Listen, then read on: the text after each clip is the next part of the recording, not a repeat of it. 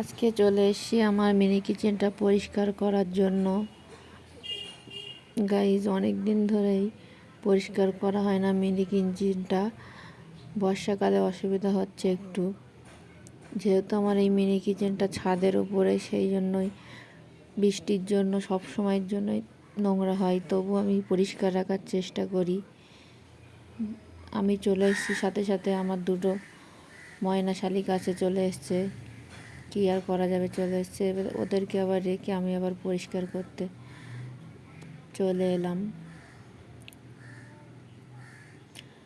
এদিকে আমার ন্যাপা পোচা প্রায় কমপ্লিট হয়ে গিয়েছে, পরিষ্কার করে নিলাম।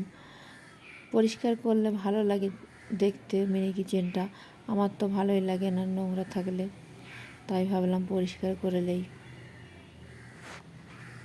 আর এধারে মিনি পুকুরটাও দেখুন পুরো ভেঙে গিয়েছে, তাই ভাবলাম পরিষ্কার ভালো করে তৈরি করে নিই।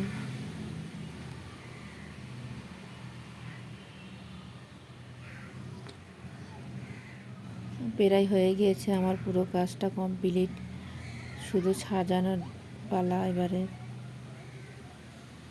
এবারে সব জিনিসপত্রগুলো সাজিয়ে নেব। শুকিয়েও গিয়ে যাবে, এক্ষুনি শুকিয়ে যাবে, অসুবিধা হয় না। দেখুন সাজানোর পরে মিনি কিচেনটা কত সুন্দর লাগছে, আমার তো দেখে খুবই ভালো লাগছে।